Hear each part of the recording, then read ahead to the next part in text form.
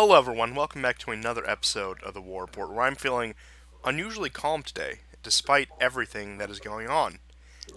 I guess I've just sort of resigned myself to this is the world now. Not that it wasn't chaotic before, but it seems like things have really kicked into overdrive. And we're going to start with one of the more calmer subjects. Now, this is going to come quite as a shock to you, but Syria is one of the more calm subjects today. So, here's the map. Here's a general overview of the situation in Syria right now. Things have really calmed down in Idlib, near the Israeli border, even near the Kurdish border, and even in the Kurdish-controlled zones. Things have calmed down.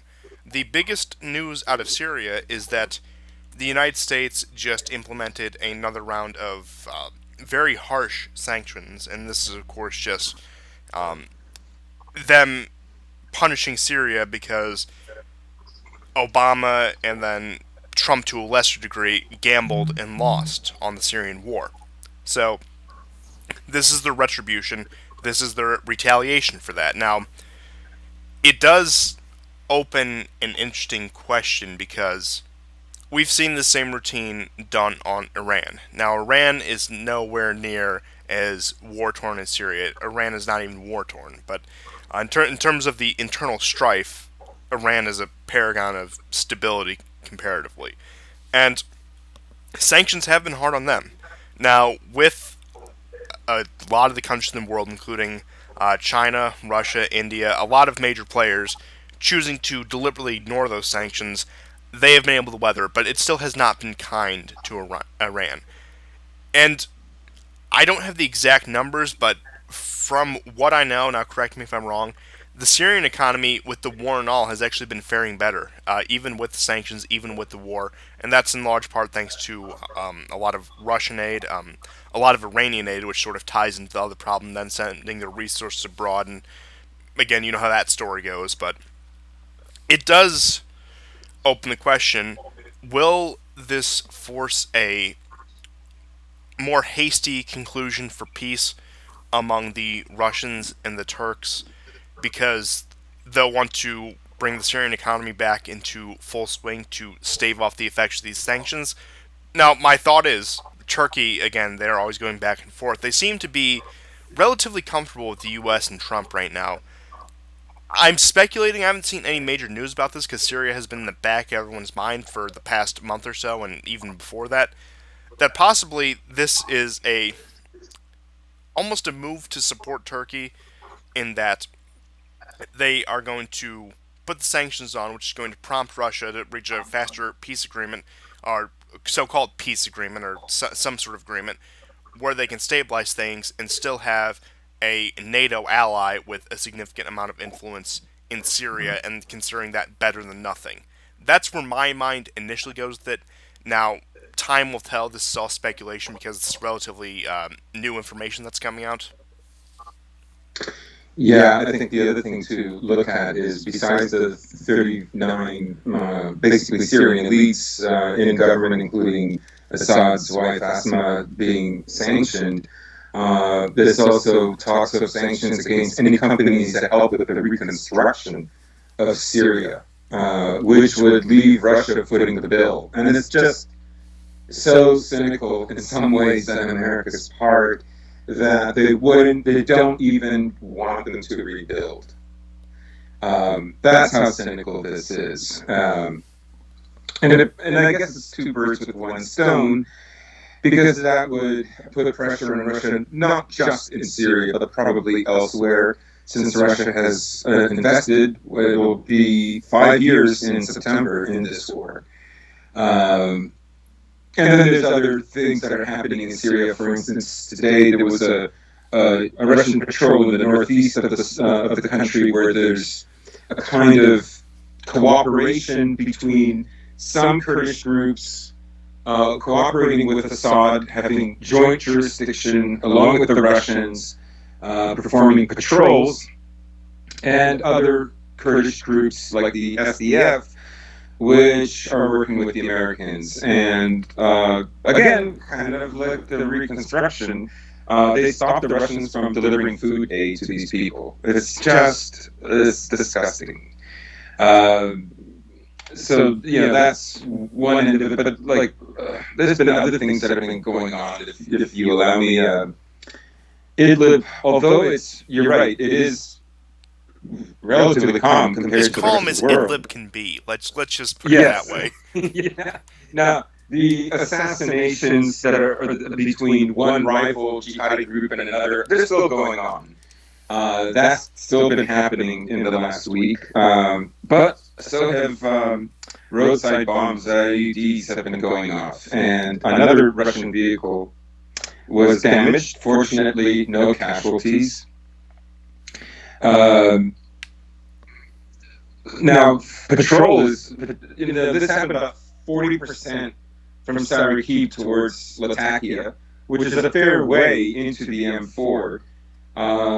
As far as I know, there have been some patrols that have gone all the way through the M4. And this is what a lot of these factions are fighting amongst each other over. Some look at this as a kind of blessing, some are not. I know Tahrir al-Sham is basically approving using the Turkish lira as a currency there because I guess everything else is plummeting. And that brings us to another problem with Syria, and that is Syria has been forced essentially to devalue their dollar, their currency, in order to stave off the effects of the sanctions. So this is a really, really crucial time. And it's quite bad for Syria, and it's quite bad for every one of the countries that have worked to stabilize Syria. Um, the justification for these sanctions is based on some incredible photojournalists that snuck out all these, cadaver photos and photos of people tortured by this Assad regime. I mean, I'm not saying I doubt that Assad does that. I I'm mean, just they saying, did you ever that for tried the to rule a country U.S. like Syria without an iron fist? That's my position on it, okay? Yeah, who remember when America asked Syria to do that for them, so they wouldn't have to, so they wouldn't have to face the world court. Who Back in the remember? good old I days when remember. W outsourced his interrogations to the Syrian regime because of Saddam. Look how far that's gotten us. Yeah, But but I'm also these could absolutely, but white helmets crap going on. Like, I'm sorry, but I'm allowed to doubt because there's been so much propaganda over this. Um, and then, of course, there's been more attacks happening in Africa. The Turks have arrested about. Okay, ready? but yeah, I tend to agree that there's a lot of dubious things going on in Syria, and I'm honestly conflicted whether they would choose to start something right now because everyone's distracted, or they would not start something right now because everyone's distracted. It could really go either way, and of course, you brought up our old friends, the White Helmets, so I'll let you continue on that point. Yeah. So, I don't know how many of these photos are literally stuff that the white helmets have supplied. I didn't know how many of them are actually originating from many of the jihadist factions that have committed these tortures, because the fact is every side has. Or if they're In any digging up case, Libyan photos or Iraqi photos like they right, did, like they always do. right, Or like better a yet, lot of this photos footage is from a very old. Kentucky gun range. You remember that one? Yes, that's right. Who remember the Kentucky gun range? I can't believe Assad bombed the NRA. I mean, it won him the support of the Democrats. So what can I say? He did. What an absolute madman. Oh no. uh, but yeah, like I said, I tend to go back and forth on whether are they really gonna try to do something now? Is it a really that sign of desperation that the empire is falling apart at home? Or okay, maybe falling apart's a bit of a stretch, but the empire has so much going on at home that they're really going to start a new crusade against Syria. That it's mind-boggling. Or are they giving the green light for Right. Turkey to do more? Are they again? Or is this a middle finger to Russia? Or is this just the people in charge, the deep state, the administrative state, whatever you want to call them, being petulant children about this? I tend to think it's the last of those options. Well, I mean, you could argue that, of course, there was a leaked document that just came out this week, and on uh, basically one of the French news channels had their former foreign minister speak out on one of these news panels about his time during 2011, where he was asked by the British, on behalf of both the British and the Americans, to join in a war on Syria, which at that time France declined.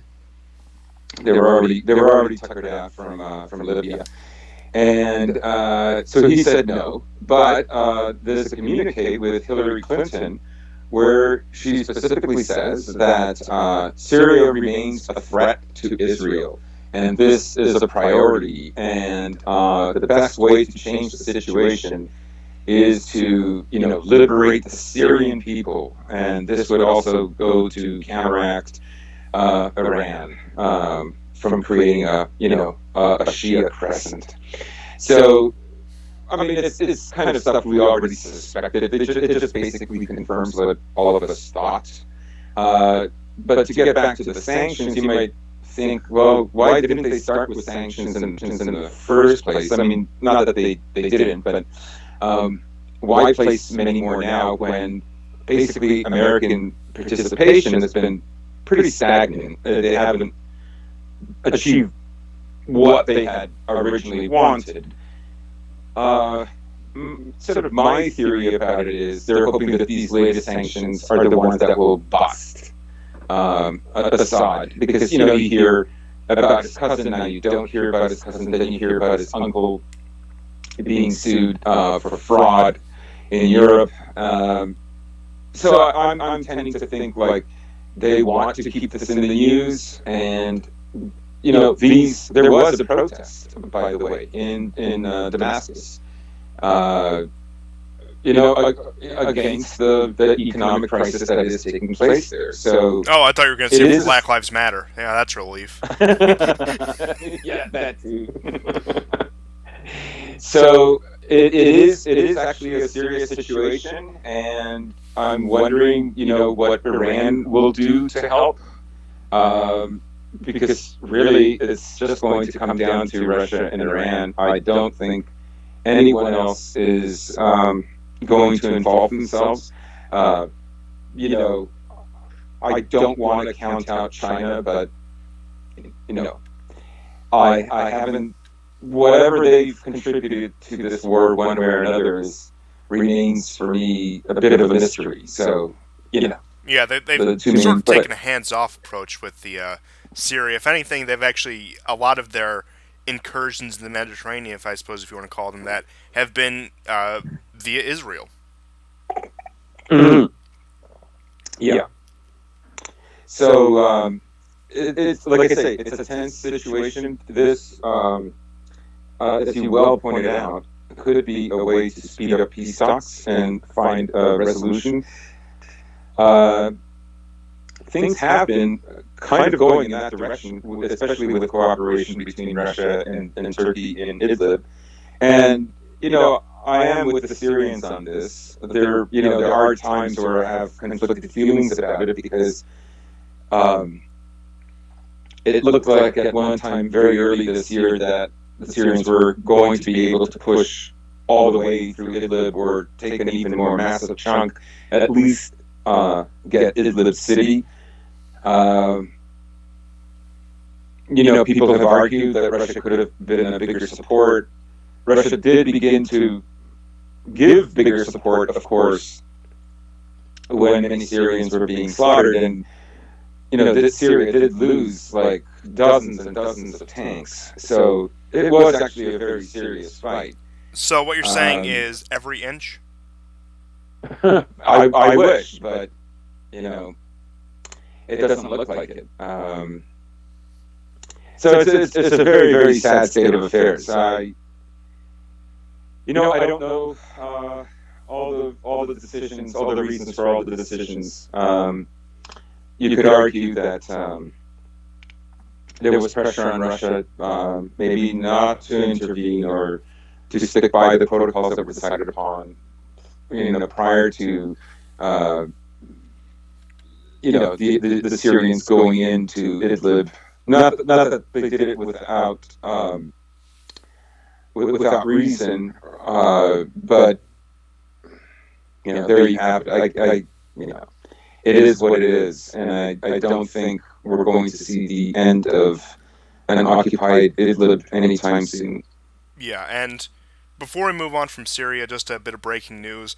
Rockets have landed next to the U.S. Embassy in Baghdad, so, I mean, it's not an uncommon occurrence, but I figured it's worth bringing up that we may see tensions rise in Iraq over the next week or so with, honestly, just global trends in general.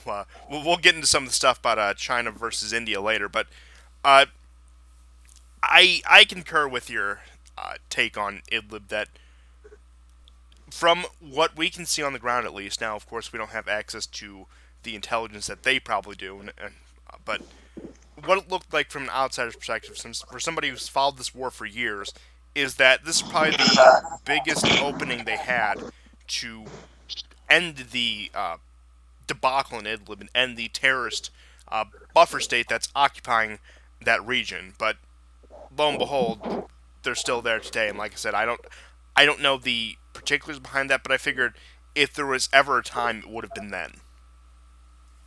Right. I think one of the major fiascos, I think, was Syria when Syria took Syracuse initially, and then moved their most experienced units down to into the south, which they did gain territory. However, they lost an awful lot of fighters in protecting Syracuse, which ultimately they could not. And this is when the numbers really racked up, and they were not their most experienced fighters. I think it was the 25th Division who was had moved down to the south. The reason I say maybe going down to the south wasn't crucial is because, or as crucial, is because the terrain to reach Idlib city from the south has to go through quite hilly country, and they already have a road going into Idlib city, and if Idlib city falls, the other places will fall as well. And besides, southern Idlib is very close to Latakia, and the Russians don't have qualms. Like we've seen this week and last week that anytime their patrols are threatened, they will begin bombing right away. They have no qualms about that. So let's say that jihadi forces were going to push further south. I think Russia would have stepped in. Anyhow, I can't, I don't remember every event the right way, and there have been complaints from the Syrians that the Russians could have been more involved, not just in Idlib, but in other struggles in Syria as well in the years prior. Yeah, we covered that a couple months back when I can't remember what media outlet it was, but some mainstream neoliberal neocon outlet, I think it was Reuters, was drumming up something that there may be a fallout between Russia and Assad, and Yeah. that old thing. But I suppose with Syria out of the way, let's move on to the one of two big stories for today, and that is China versus India. Now, you'll remember last year, India and Pakistan had a little bit of what you call a dust up. Now, they do Yeah. that about every 20 years. The time before that, they did it in 1999. The last time was And two. 1962. Yeah. Like I Sorry. said, this is about a every decade or two occurrence. So nothing really out of the ordinary. I mean, it became much more serious when they had nuclear weapons, which I think the 99 showdown was when they both were fully nuclear states because they were developing them throughout the 60s and 70s. And then I don't think there was one in the 80s. But Pakistan aside, now China wants to turn with India. And from what it seems that it's a much more aggressive showdown than the India Pakistan one from last year, over the same region. Now, I've seen conflicting reports on who started this. Now, again, with disputed borders, pretty much anything can set it off. So at this point, I don't know whether China overstepped their bounds. I don't know whether India overstepped their bounds. It's up in the air, and India is also odd because it has great relations with Russia, pretty good relations with the United States, but terrible with China. Whereas, of course, Russia and China have been growing very close. U.S. and China have been drifting apart. So it's at the center of the three major powers of the world and has a very complex relationship with all of them, especially in relationship to the relationship the great powers have with each other. So there's a lot going on there. Now, so far there have been dozens killed on each side. I believe there were actually several Indian officers that got killed. And from today, video footage came out, I believe it was about 7 hours ago, of funny enough, if you want to see the absurdity of the globalized world, it was a Chinese officer and an Indian officer arguing English over who started it and whose border it is. So it's interesting because the Chinese officer was very angry, while the Indian officer, I can't tell whether he was just trying to remain calm just because trying to keep his cool, or whether he was intimidated by the Chinese officer. Because, believe it or not, the Chinese officer actually had some height on him, which, I mean, probably the one people in the world the Chinese have a height advantage over. But it was a very tense showdown. Of course, they all have a dozen or so guys, armed, ready for combat behind them. Not that they haven't shot each other already. There's been no confrontation between aircraft. There's been no bombings. Just been ground operations so far. I don't even think they brought in tanks or armored vehicles or anything of that sort yet. But so, like I said, so far dozens have been killed on both sides, and it's a tense situation. And I am honestly interested to see where the rest of the world stands on this, because Trump hasn't put out a statement. The U.S. State Department hasn't put out a statement, which it's interesting because Pompeo went after China for one of their internal policies, but ignored this, which I think is weird, especially if you're trying to build an anti-China coalition, show their foreign aggression as opposed to their internal strife. I mean, maybe that just makes too much sense for American foreign policy, but um, I don't think any Russian officials or Putin have said anything. But if I had to take a long shot guess before I get too much in the detail about it, the way I see this being resolved is I can almost guarantee you it's going to be Russia brokering a deal between the two, because, I mean, who else is going to? The United States? I mean, the U.S. is already, our relations with China are going the exact opposite direction than of somebody you'd want to broker a peace deal. And you already Right. have Russia, which has become integrated with both, especially since the annexation of Crimea. I know China is I don't know. Has India recognized the annexation of Crimea? I think they just haven't I had don't it, think so. but I don't think they condemned it either. So I think they're one of those few countries that Yeah. hasn't taken a position on it. And point being is they haven't I mean, I participated think. in the Well, sanctions on go Russia ahead. or Go ahead. anything. But Mhm. I think the most impressive thing about this, and also maybe the most bizarre, is that they didn't fight each other with guns. They fought each other with rocks and steel rods. Like, return to tradition. this was a return to tradition. Exactly. Like, Are they going to break out the war elephant this next? is.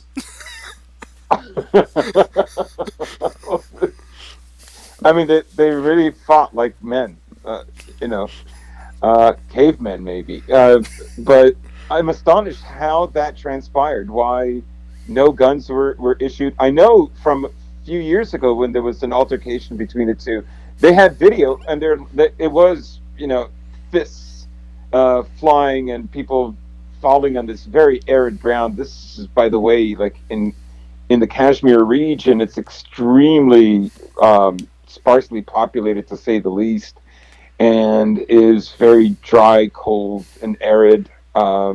Yeah, so keep in mind when we say Very, there's been about a dozen or so, several dozen casualties on both sides, this has been them beating each other to death. yeah, Yeah, yeah. I mean, India claims it has.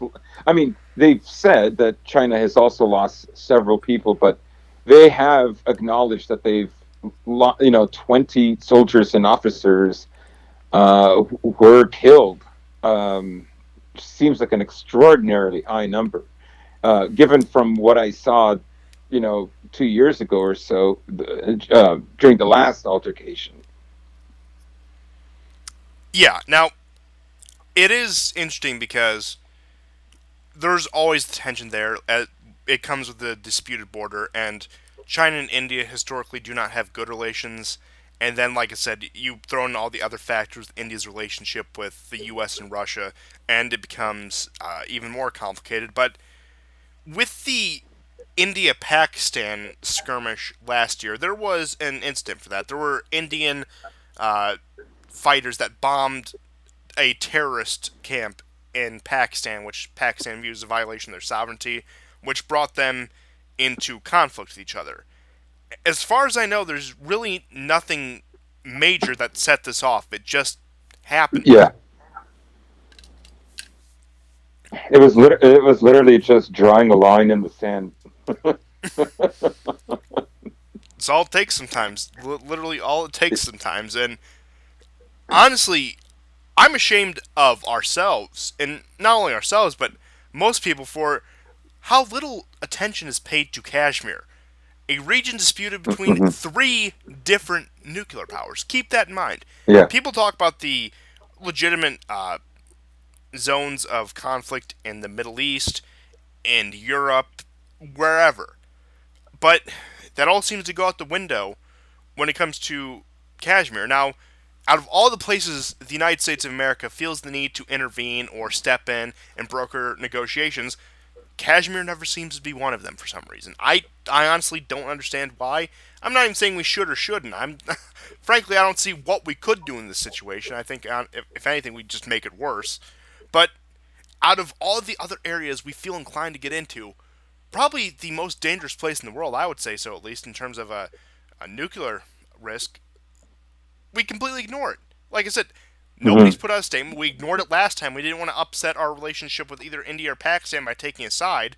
And it's I don't it's I'm at a loss for words if you can't tell. Yeah, yeah. I mean, and this isn't like, I don't think, I could be wrong, but I don't think this is near that great sort of shelf that has in the Himalayas, that has all the rivers that go through India and Bangladesh and Thailand and so on. This is quite a bit east of there. Sorry, west of there. And it's actually not far from like the Xinjiang, or I think it's where the Gobi Desert is. It's just on the other side of the mountains of the Gobi Desert. So it's very remote, and I find it extraordinary that the China has invested so many troops, so far, although technically within their territory, so far from home, from Beijing. It is kind of extraordinary to me. Yeah, I don't know the vital interest that really any of them have in the region. Like as you said, it's mostly part of the Gobi Desert. It's odd. I'll say that much. And I'm also interested to see how many more major conflicts or almost conflicts, if you will come out of the internal strife in the United States because people across the world, I know for a fact they are looking at us and they're saying they're too busy to get involved. Mm. I'm not saying that they think the United States empire is collapsing or that America is an irrelevant force in the world, but it's done a major blow to our credibility, especially as the sole global power. Where, look, even after the annexation of Crimea, even after our failure in Syria, before all of this, I imagine China and India would be hesitant to go head to head over this. Like I said, India and Mm. Pakistan, completely different story. A lot of these conflicts, completely different story. But I'm honestly wondering if both of them are looking at what's going on inside the U.S. and thinking, what are they going to do about it? What's the what's the point? And like as I said earlier, it's a region we've paid very little attention to. We, as in both the show and the American foreign policy establishment. And like I said before, Hmm. I'm not even saying we should or shouldn't get involved, but I do think to repeat myself. I do think it's interesting that there's so little interest shown in a region that's so dangerous. Yes. Yeah. I think all in all, they're going to find a way to resolve this, or at least kick the can down the road. Uh, Frankly, China right now has its plate full as well, and if you ask me, I don't think India is up for the brawl either. Um, I would say that they've done it many, many times before in the past, and they'll figure out a way to do it again. I'm sure they're going to work on some kind of, for lack of a better word at this moment, stunt where both of them will save face. And because I think in Asia, this is not going to be memory hold right away, but this is going to be memory hold just about everywhere else. Oh, absolutely. Whoever can ignore it will ignore it because if it's not in your backyard, nobody wants to focus on the situation. Like I said, because it's so contentious, and concerning the players involved, not only the fact that they all are nuclear states who are probably more than willing to at least put on the image that they're willing to use it, and it's also look at the cultures you're dealing with. You're dealing with the Chinese, you're dealing with the Indians, you're dealing with the Pakistanis. They're all, at least stereotypically, very stubborn people, and that's noted in diplomatic notes of countries that have dealt with these three countries, either on a individual level with each, or with all of them together, or tried to broker an agreement between India and Pakistan, or even Chinese diplomats say about India that they're um, notoriously stubborn, especially when it comes to trade deals. So it's very hard to Mm, broker a an agreement between these three countries in particular, if that's even going to be attempted. right. But I suppose, like the rest of the world, we will kick the can down the road on that subject and move on to the domestic disputes in the United States because that is all the rage nowadays. So we're in what, week 3, week 4 of protests? I can't even tell. Protests, riots, they come in intermittently. Sometimes it's these ridiculous demonstrations. Sometimes they burn things down. And as I predicted, another racially charged incident happened. Actually, two more happened. Mm, Uh, like I said, I'm not going to get into details about those because, as I said last time, these incidents are irrelevant to the bigger picture that we're looking at here.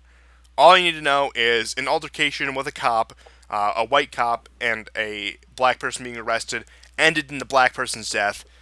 Draw your own conclusions there, whatever. But point being is, when we zoom out, like we have been doing, we look at it and we look at police resignations in Atlanta. There's like, I know there's been two walkouts because the city, I believe, is broken up into 6 zones. There's been two walkouts in predominantly black uh, zones, precincts. And I do think it's interesting that the United States color revolution is going down in Georgia, of all places. No, the not that Georgia, color that revolution. Georgia. I just love that. United States color revolution is so good. Yeah, but I mean, no better place, and of course it is in our south. Georgia is to Russia's south. It's you're Mm. starting to see the parallels. Putin, what are you up to? And of course Damn that dude. that's a take that's been seriously thrown out there, as I'm sure I don't even need to say at this point. But That's right. Russia's behind this. what we're looking at here is, honestly, it looks exactly like Ukraine in 2014, where we have an impotent president who is all talk and no action. We have police buildings and government buildings being either torched or taken over. And the difference is that instead of both sides doing it, we have one side doing it and the other side just sitting there and wagging their fingers and tell them you should play by the rules. That's what this boiled down to. That's pretty much a good summary of partisan politics in the United States. One side is running roughshod while the other side is busy trying to have intellectual and philosophical debates, and it's even a stretch to call them that. But yeah, I mean, I knew things were going to be chaotic, but I expected a bit more gradual chaos, as I said last week. That Mm-hmm. I figured it'd be a good few years, and it had to be a lot more happening before we get to having what happened in their Georgia happen in our Georgia, if you will. Yeah. I'm like a dog with a bone. I'm not going to be able to let that one go.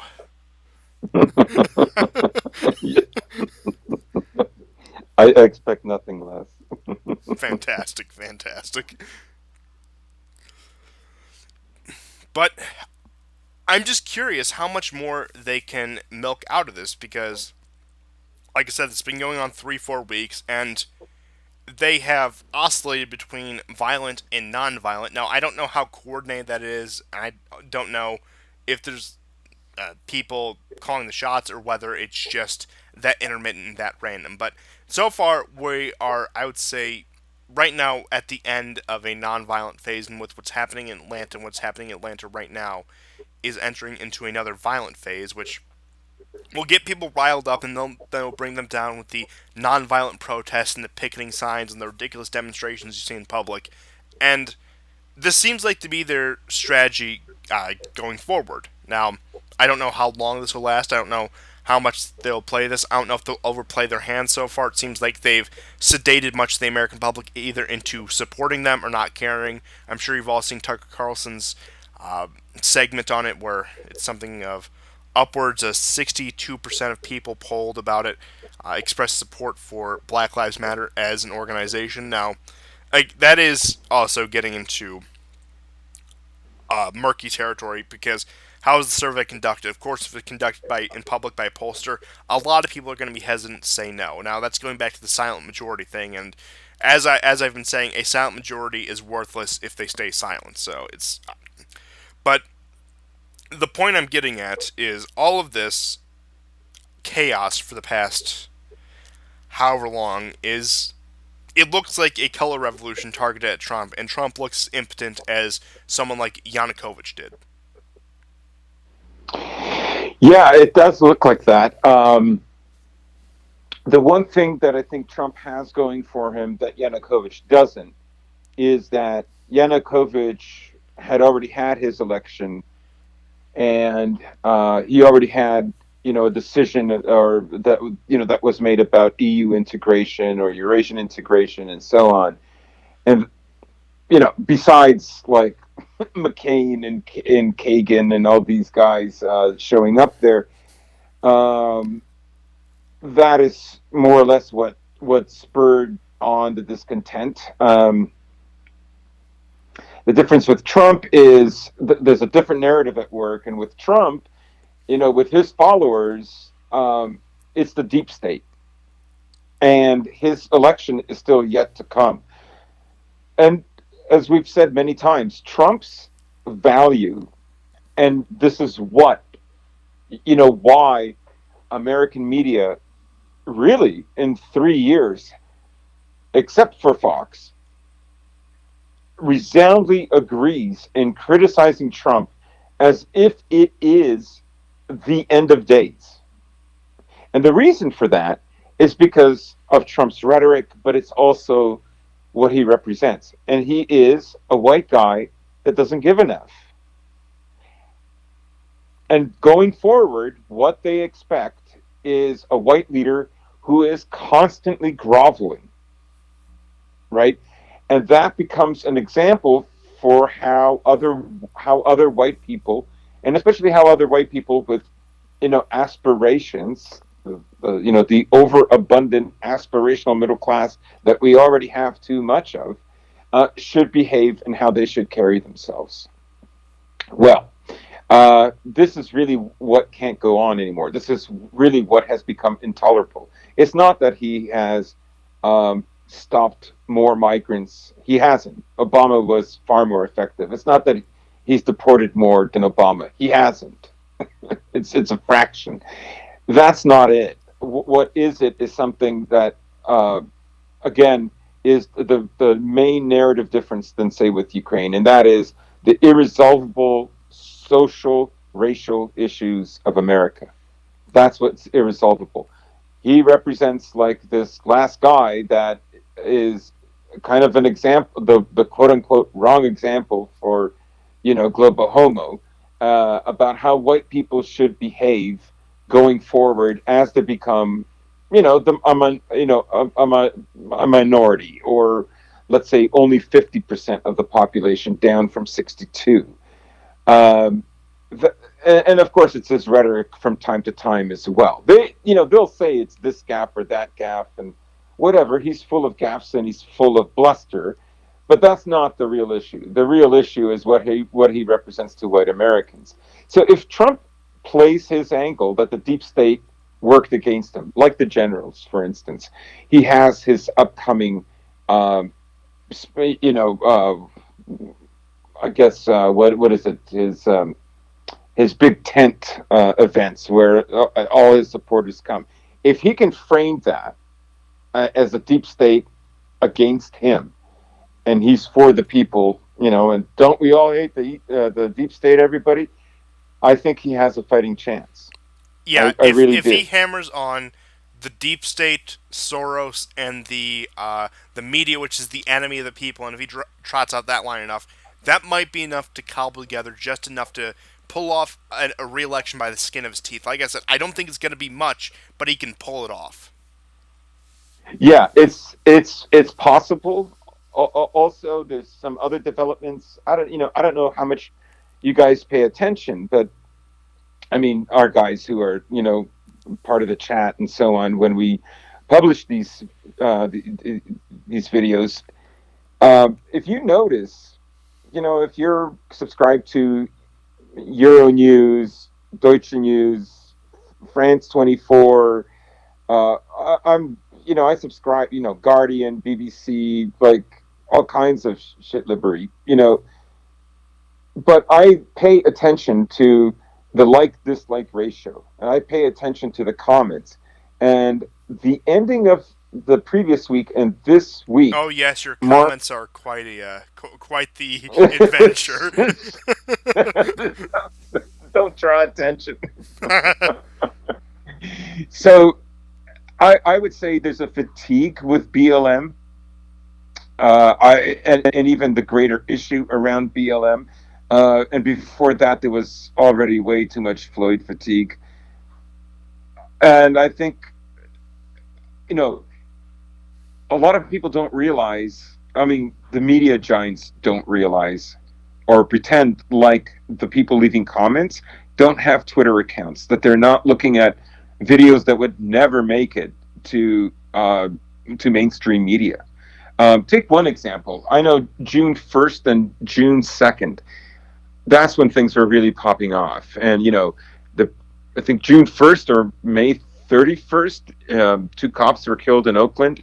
And I think on June 1st, two policemen were shot that were, or not policemen, they were guards who were shot at a courthouse in St. Louis. Interestingly, five policemen were shot that night or the night after. Now, each one had videos.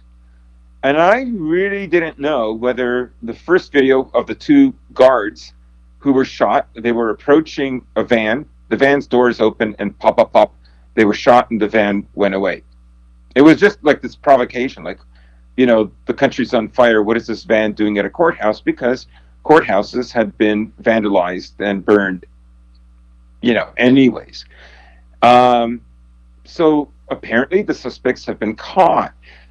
So, it's a very long-winded way of basically saying that the people in the comments are paying attention to a lot of other media, no matter how much mainstream media tries to shut down, this famous YouTuber or that. There's enough small media out there, and of course, there are people who are proud to see, interracial violence. They're proud. They love seeing, like a gang of young black guys beat up one white guy. They love it. They post it on Twitter. They post it on Instagram.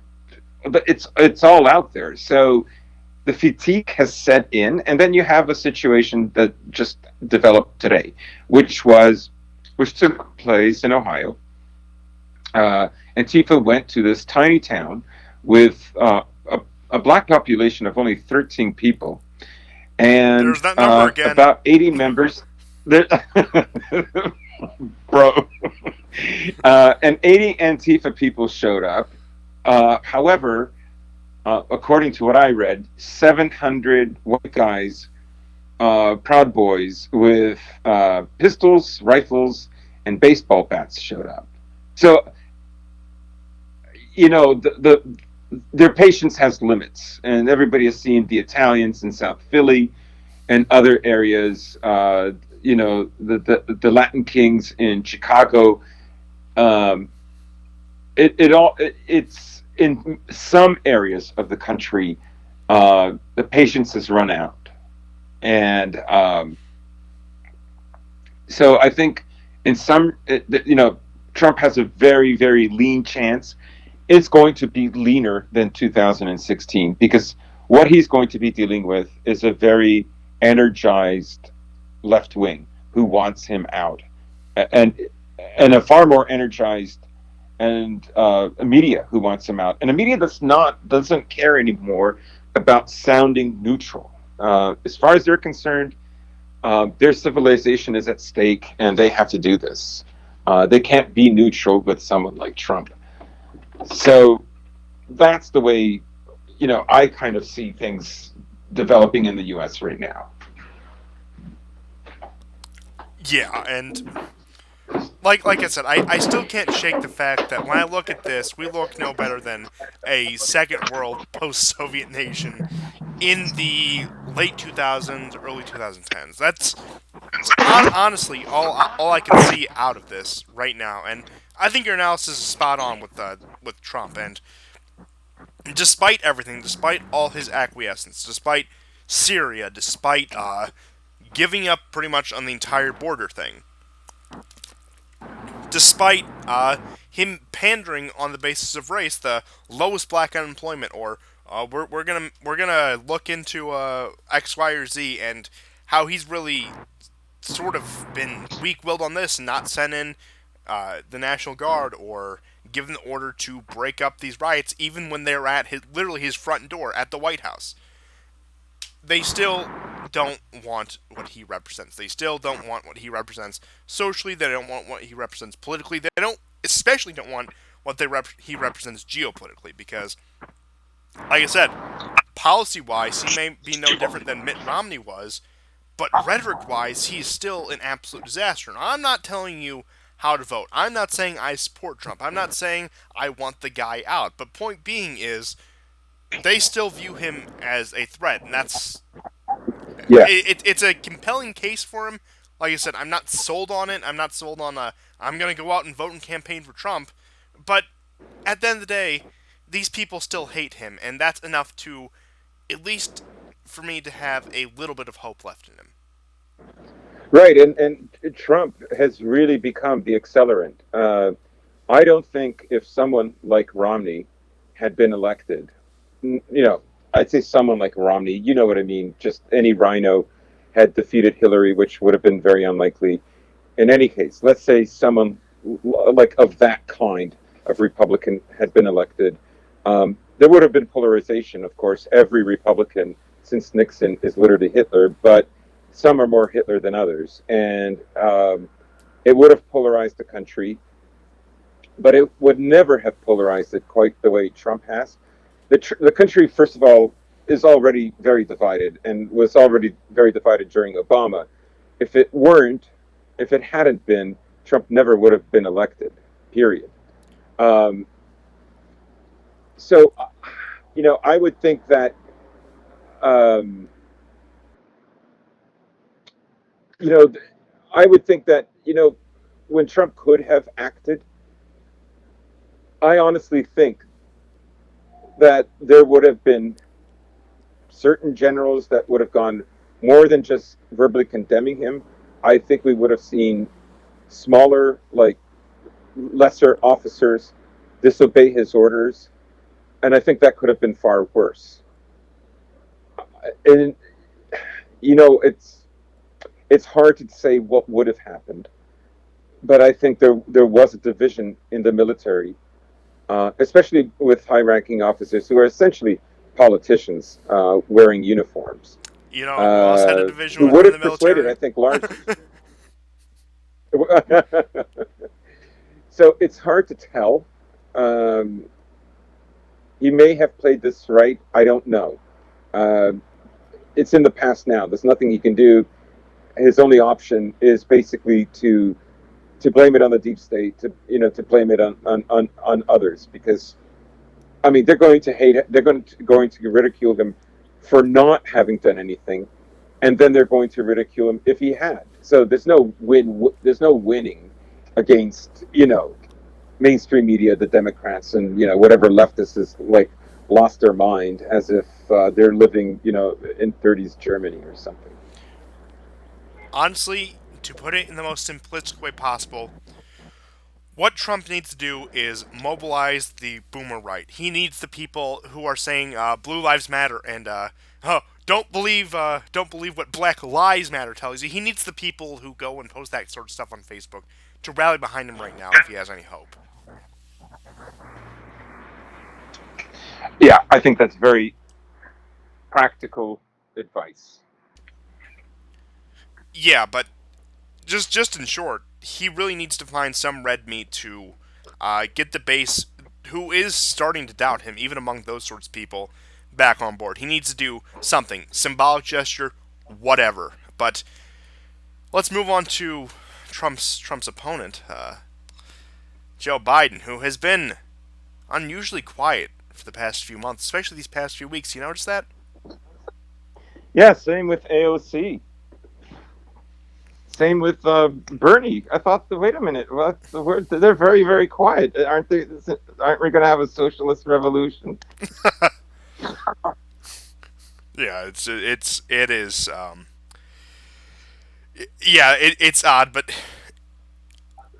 actually, the Biden thing makes perfect sense because what they're doing right now, the reason why Biden's poll numbers are so high, at least in my estimation, is the fact that so far, what the poll looks like is Trump versus generic Democrat. Biden hasn't spoken in months. And I saw an ad with him, a pre-scripted ad, where he can hardly get out a sentence. You know those 15-second YouTube ones where they beg for donations?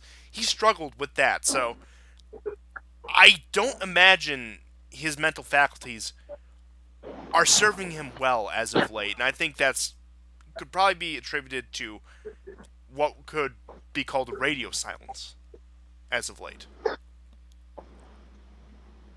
Yeah, yeah. And again, it also depends on who his running mate is. Which we're still waiting on. It's June 17th, and we still have no idea who his prospective running mates are. And the DNC has not formally recognized them. I believe convention, judging by previous years, is going to be in late July. Now, whether that will be an in-person convention or like a teleconference, I don't know, but he will be officially recognized in mid to late July, and which case we'll probably get a running mate at the convention, which usually there's not. Like, we knew that Pence was Trump's running mate before this. Hillary announced guy from Virginia, Tim Kaine, before all this. Point being is, we usually at least have an idea of who it's going to be before all of this, but with Biden, complete radio silence, and it's a delicate situation because they are united in the Black Lives Matter and Trump must go sort of rhetoric, but it could very easily, especially with a lot of the divides in the party with the what you could broadly call the far left and how much of a power trip they must be on right now. If you get somebody who displeases them, if you get Kamala Harris, who they don't like because of a record as a prosecutor, or Buttigieg because he's a white guy, or any of these various things, it could send the entire thing crumbling apart. So it's a very delicate situation. So I think they're going to kick that can down the road as much as possible. I think so, and that's actually a really good point about Biden being another white guy, which seems to be at this point in time with the energized left not good enough. That might dismay them. Who knows? It's still early, and I can only imagine as we get closer to November the 3rd, it's only going to get more wild. The other thing I wanted to mention, actually, you reminded me of this when you mentioned that Biden might be sworn in through some kind of teleconference or on Zoom, uh, and that is Trump's approach to the coronavirus right now, post riots, post protests, post looting. Right? You notice with the mainstream media, they're all about making coronavirus very, very serious after being off the map for 3 weeks. So corona's very serious unless racism, right? Then spreading it, well, those are valid reasons to spread it. Well, yeah, because racism's the bigger disease now, ain't it? Yeah, a Trump rally. I'm pretty sure he's going to make some kind of an allusion to that. I think there'll be something he'll say, at least implicitly indicating that it's fake, folks. Not that I believe it's totally fake, but at this point, really, who cares? Because they were holding the moral high ground, weren't they? They were saying, I don't know, 35, 45 dudes at the Michigan City Hall, and about 7 or 8 guys with with AR-15s or whatever, was, threatening the entire country. Well, I mean, um, 15,000 just a few days ago on the weekend showed up just for black trans lives in New York, Oh just for yes, of black course. trans lives, right? So, they're not going to take it seriously anymore. And that's another thing that you see a lot of downvotes. And I notice it here in Canada with the CBC. Tons of downvotes. People are fed up with it. Uh, I don't see the left cannot manage left wing protests. Okay, back to Corona, very serious. Spike, but not because of protests, or it's mostly people going to the beach. This is going to wear very thin. Uh, they can't get that much more use out of it. I yeah, it's like you said. Early on, the Republicans had it when they were calling for the shutdown of travel, and then it got kicked back to the Democrats, to the left wing, when they were saying Trump should have acted sooner, even despite the fact they decried his attempts to act sooner. And then Trump says like, no big deal, just the flu. And you've seen this back and forth, and now with it being a secondary concern, both with other political issues coming up and with how much it's at least seemed to calm down now. Uh, the later months, the fall, when we get into September, October time, we'll be able to get a more clear picture on how this is going to work, whether it's completely dissipated or whether we're going to get a second wave or any various things. Which I tend to think that we may not get the second wave based on some of the things I've seen. Again, that's not an official prediction. That's not a professional sort of take. That's just my gut instinct. So I mean, take it as seriously as you want. But point being is, uh, it's it's a dead issue, at least politically now. There's not much they can go on because I saw some report that the people who are doing the disease tracing to figure out, oh, who got infected, where did this come from, they aren't asking people whether or not they attended a Black Lives Matter protest or some other equivalent event. Mm-hmm.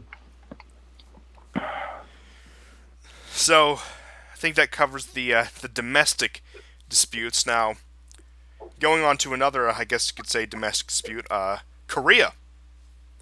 There's been some developments there. Now Yes.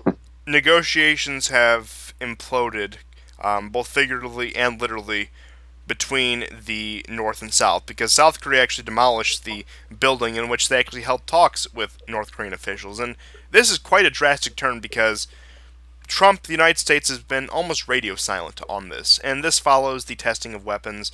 But there was a streak there after the two Korea summits where North and South were meeting on an almost weekly basis and seemed very fruitful. It seemed very productive sort of meeting, and this all of a sudden implodes. Now, like I said, follows North Korea or, increasing its missile or tests. explodes.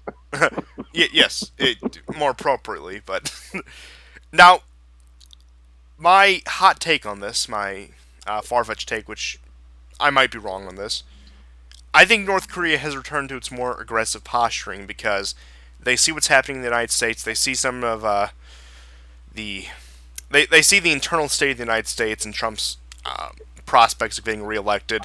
And honestly, I think that the North Korean officials, the North Korean regime, are anticipating Trump getting knocked out of office, so they want to return to their more aggressive posturing. Now, this is a theory put forth Mm. by other people several months back, even like when this was first starting. That this was back when Trump looked much more likely to win. They said, well, if by any chance Trump were to be in a weaker position, North Korea a few months before the election might become more aggressive again. And I think that's exactly what we're seeing right now.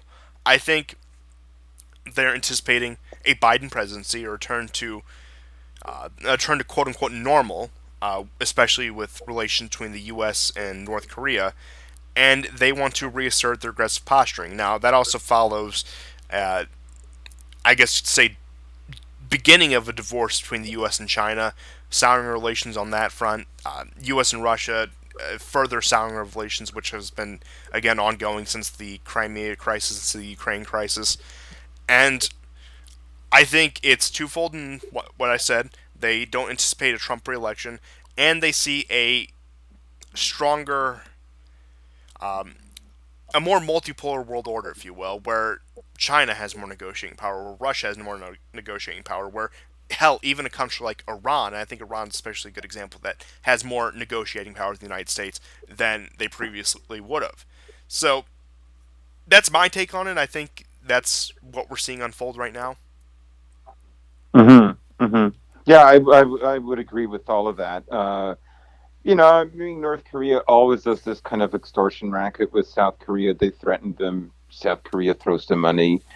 People have argued that this also could be pressure from China vis-a-vis North Korea. I know that Kim Jong Un's sisters said something about leaving this junk failed something negotiations, and the word that she used was like it was pretty based. Like, not gonna lie. Yeah, they have So North Korean officials are known for their wordsmithing, if you will, and it translates surprisingly well. I would expect yeah, more muddled, but lo and behold.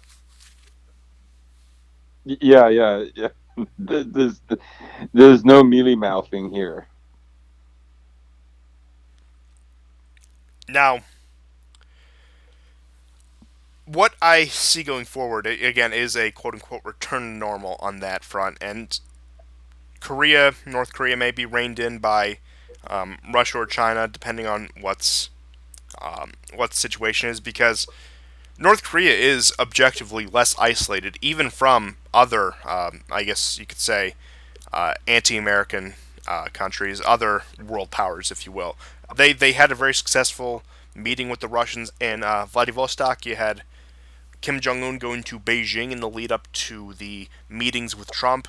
So they've opened up relations with those countries as well. So it could be a move towards that, where they want to align themselves with that part of the world, as opposed to trying to continue integration with South Korea and further negotiation with the United States. But I guess it was fun while it lasted. I guess the idea of a proper peace settlement in Korea was, it was almost reality. I wouldn't say like we were like that close to it, but there was a brief moment there where it very well could have been a reality. Even just as the signing of a peace treaty could have been a reality. Now, Mm-hmm. I think especially with Trump and his domestic problems, now is not the time he can really win a foreign policy victory. Now, maybe a second term Trump, and I don't think that's likely, but it could be possible. It could be one of his parting things, one of the things he didn't get to do in his first term. And again, that's assuming he's reelected, which I think is a very debatable question as of late. Yeah. But like I said, I honestly do think it's a shame that what seemed like such fruitful negotiations, not even between the U.S. and Korea, but between North Korea and South Korea, has fallen apart. Yeah, and I guess what North Korea wanted was a certain amount of autonomy that wasn't really available. You know, their autonomy is basically secured by having nuclear weapons. Without them, you're cooked. Um, so the threats, Whoa, whoa. in Now some that's ways, not true. Just ask Gaddafi. yeah. So the threats in that regard are quite real. So I would say that America was never going to be okay with like some kind of, I don't know, peace deal where North Korea gets to have nuclear missiles. That's just not in the equation. And integration would have meant the end of the Kim, the Un dynasty, so the Kim dynasty. So we're how far can it go? You know, it was always going to be limited. Um, but now I think their reaction is seems to be underlining something else that we might figure out later on down the road. Because I mean, you don't just blow up an entire building like that. I mean, it's really over the top. Yeah, it'd be over the top They for say North it Korea, was but especially because of over the top for South Korea. I mean, the fact that they blew up the building was, I think, even the bigger surprise. yeah, and all of this is over apparently South Korean propaganda. You know, it doesn't seem that believable. So I think there's something else at work. Yeah, and with the other conflicts that seem to be brewing, I wouldn't be surprised if we get more information about what's happening in Korea over the next couple weeks, because definitely keep your eye on it. It's been a quiet front for quite some time. I would have expected more out of it, but I suppose here we are. And to close out, I just have a little bit of European news, and I suppose we'll start with um, my favorite part of discussing Europe, which it's a bit of a unfortunate story. Nothing too severe, but I regret to inform you that Orban has surrendered his emergency powers that he was given because of the coronavirus crisis. Now, I will say, although I'm disappointed with the fact that Orban no longer has autocratic powers, he does, in effect, because of his majority in the parliament and the public support he has. And it is funny because it really makes all the people who proclaim the beginning of a fascist dictatorship in Hungary look like morons right now. Of course, all the blue check marks, all the Western journalists, Western media outlets declaring that, well, Orban is bringing totalitarianism back to Europe, and he gives up his emergency powers, which is admittedly a rare act in history. I gotta admit, despite my disagreement with it, despite my opinion on what the power of a country's executive should be, it is admirable that somebody would look at that power and say no thank you. Mm-hmm. Uh, yeah. Um, uh, there's a lot of things also going on in Europe right now. Macron is on his. He seems to be dangling. On the other hand, he's appeasing basically the police. He's brought back the chokehold. It's it's incredible. Um, Plus, I think the I haven't heard anything new about the bailout for the COVID bailout, but France is really on fire right now. I mean, less so than a year ago, but point stands. Yeah. uh, but yeah, France is on the ropes a bit. But I will come back to that. But just the other point I want to make on the Hungary thing is I'm curious whether the surrendering of emergency powers was a decision made by Orban, by the Hungarian government, that we no longer need these powers, or as we said, with the Western media coming down, with the EU coming down, that there was external pressures to end them just in order to take heat off them. And I think in that case, it might be external pressures and combined with the fact that they don't need them anymore, the fact that this is just bringing on more heat for something that isn't really that necessary at this point. So that's my general take on it. And I think with the trajectory things are going, there'll be plenty of opportunities for Orban to crown himself emperor in the coming decade.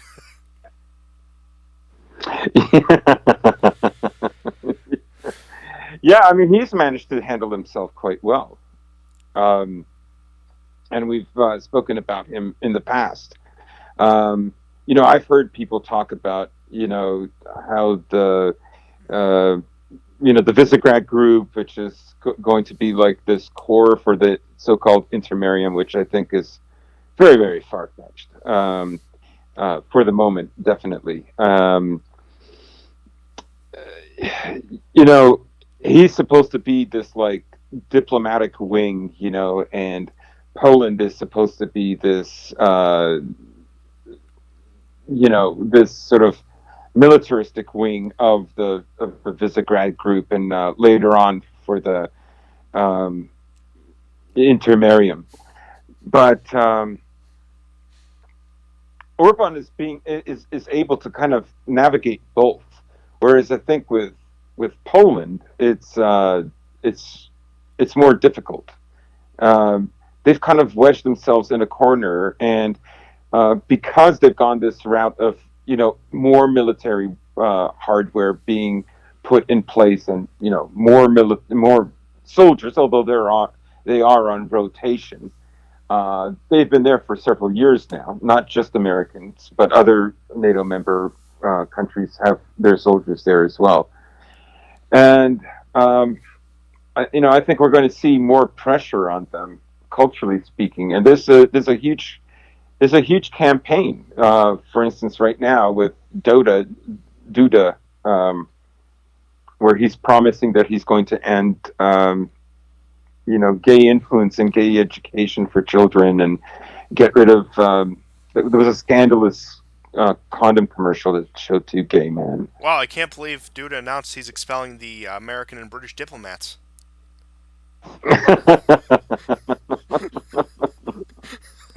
Yeah, I mean, yeah, you want to get to the root of the problem. Come on. yeah. It's like, yeah, those Russian guys, we don't like them. Got a bad history. They're scary. But on the other hand, you know, I'll take my chances. Now, no, I don't ever see Poland coming to that, but I many other Eastern Europeans possibly. Poland, I think, again, is that last holdout. But it is an interesting point that you make that Poland is taking this stance as the will be the outpost of NATO and the liberal empire, even though we're not going to claim to be part of the liberal empire in Eastern Europe and stand up against Russian aggression or whatever the threat to the day is. Where you compare that to Orban's speech talking about. He references the neighboring people. He talks about the Slovaks and the Czechs and the Romanians and the South Slavs, saying we need to work together to build our own destiny. And while he criticizes pretty much all the major poles of not only the world 100 years ago, but the world today. So it is that interesting dichotomy where I think it puts it succinctly where Poland is after nationalism for themselves, where they can be Polish within their borders, which again their borders are very odd considering Poland's history. But again, I'm not going to get into that in too much detail. Versus those who want to build a civilization, those who want a civilizational state, such as Orban in Hungary, appealing to his neighboring peoples, appealing to religious values, appealing to a shared history. Hmm. Yeah, I mean, Orban has kind of managed to eschew a lot of things. It's really something quite extraordinary. Oh yeah, and I actually heard the other day that Finkelstein, who was actually one of the billionaires involved in putting Orban in power at least the first time, towards the end of his life in 2017, actually expressed regret that he created a monster. It was something along those lines that he think he had gone too far. And honestly, like I said, Orban may have those dubious beginnings. He may not genuinely believe in all this and just be saying all this for politics. At that point, I don't care. He's still getting the message out there. He's still shaping. I would say he's one of the few people you could actually say who is shaping the future of not only Europe but the world. He's is expressing what seem like new ideas to us. Now, these ideas have been around for millennia, for a matter of fact, but he's reintroducing these lost ideas to us. And frankly, if not him, maybe whoever comes after him. Maybe not even somebody in Hungary. Maybe somebody in some other part of Europe. Maybe we get a third French Empire, if you will. Now, getting into that, funny enough, I bring that up because, as you said, Macron is struggling, and I do want to move on to that unless you have any further comments on Hungary. No, no, that's it. But yeah, I suppose we can close out with France because we did cover a while back. They Macron's party did lose its majority in parliament. I think it's still at a plurality, but point being is its influence has been greatly diminished. We're looking at another election in about 2 years. I think May 2022 is the next election. He's struggling. Both the hard left and the hard right parties are rising. The protests, mainly because of the coronavirus, have slowed down, stopped at certain points, and that also has to do with people becoming more content. And then because the world, we live in a globalized world, you had the outrage about Black Lives Matter and the other protest movement in the United States spreading across the world, especially to Western Europe, where Macron came out, he gave a statement semi backing the police while also denouncing police brutality, but reintroducing the chokehold, as you said. And he also came out with a statement, which, funny enough, he's actually in agreement with Putin on this one, that no, Mm-hmm. we're not going to tear down historical statues. Now, he referred to that specifically in France. Putin went even further. He said that the pulling down of statues in the United States resembled a pogrom going on there. And I can't, Wow. yeah, but I can't remember what Macron's exact statement was, but I know he said that there would be no removal of statues in France, even by civil means and by votes. But I don't know if he denounced in the United States. I think he did. But it's interesting that you see world leaders taking positions on such an issue, and the fact that you see the different narratives aligning among very disparate people. Because I think now this doesn't speak for the Chinese state, but I think like a Chinese state co-opted media outlet was um, hammering on about racism. I know it is interesting because at the same time when Putin said the thing about the these are practically pogroms, RT put out a piece about something about racism or whatever. And I suppose that's just the Russians sowing division by playing both sides. And Absolutely. yeah, those statements, that's enough to bring down an empire now, isn't it? There's definitely no underlying problems there when that's all it takes. But um, Yeah. point being is, it is interesting to see, especially Macron, come out with that. And it seems like throughout his presidency, you've seen this with his quotes on the migrants. You've seen this with France's foreign policy. You've seen this with his relationship with Russia and the European Union and Brexit. That he consistently gets pushed further to the right. Now, I'm not saying he's right wing. I'm not saying he's a nationalist or anything. But he consistently gets pushed further into a more right wing position than what he campaigned on and what he purports to be. It's a very interesting phenomenon. Right. And that's interesting because those in the cabinet, in his cabinet, who've rebelled against him, and mind you, with France, their prime minister or their, um, let's say, their vice president has a much more prominent role. And currently, in France, he's more popular than Macron. And I think he's a member of the Socialist Party, if I'm not mistaken. I think so. So, whereas in America, it's like, okay, yeah, vice president's supposed to be good, but not that good. You're not supposed to be better than me. They're supposed to play a less prominent role. Their job is basically more tactical rather than strategic, Yeah, it's more. to put it another way. Yeah. Yeah. So I would say that you know Macron is definitely ruling France during a very very difficult time, and they're going to be eager to oust him. But I think it's kind of peculiar, actually, that he continually chooses to go to the right. I think he has a different idea about like where Europe is going to be. I think he has less faith, or maybe he's younger and doesn't see how um, the ideology that is close and dear to Merkel uh, is going to work out for the EU long run. Not that she doesn't have you know criticisms or ideas about how the EU could be reformed. I'm sure she does, but Macron's ideas, I think, are far more pragmatic and far more immediate. Um, and he's willing, I think, to ditch a lot more than any other EU leader. I would say gross simplification. I could put that in. Merkel's ambitions are federal, whereas Macron's are imperial. Mm-hmm. And like I said, you see that consistently throughout their different conducts. But I think above all, and especially with that comparison I just made, Macron is an opportunist and he's ambitious above all else. He wants power. He wants legacy. In many ways, as we joked, he is what everything that Trump should have been. He's shaken up the establishment. He has a connection to the establishment, but he came out from out of nowhere, got elected in a bit of a surprise victory, and then immediately got to work shaking things up. Faced tremendous backlash from his own population, from both left and right. Again, I'm not defending a lot of the guy's neoliberal policies, but at the end of the day, I think what he wants is is a legacy. I think,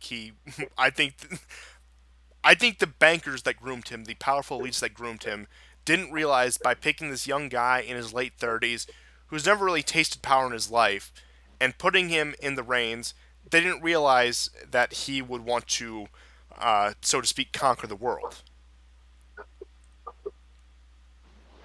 Right, right, and there are a lot of you know liberal policies that he's holding on to. Like we're not suggesting he's by any stretch of the imagination he's our guy or anything like that. We're just basically from a neutral position saying that he is to some extent acquiescing pragmatically towards a move to the right to ensure the survival, even if it's only for the short term, let's say for 10 years of the EU. That's all I'm basically stating, and that's something that Hollande could not really do, and Especially not I Sarkozy. don't see many other. Right, right, and even Merkel is awfully quiet, especially with Nord Stream 2, for example. Um, that's another project that could be dead in the water, literally. Um, so But South Stream's anyhow, still going yeah, strong. Just a brief update on that. yes, yeah, yeah, that's fine.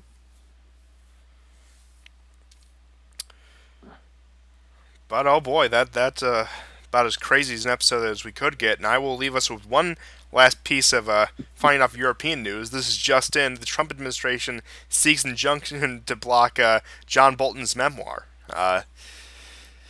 And yeah, John Bolton. We may get into more of this next week. Some more details come out. Um, John Bolton was doing what the former member of the administration does by going after Trump. Now he went after Trump by saying, "Oh, he acquiesces to dictators. He didn't know that whatever. He praised Xi Jinping and asked for Chinese help in helping him to get reelected. Just that sort of stuff." And so I suppose I'm just Yeah. waiting until Bolton tweets Black Lives Matter. Bolton is as great an American hero as John McCain. Truly a worthy successor.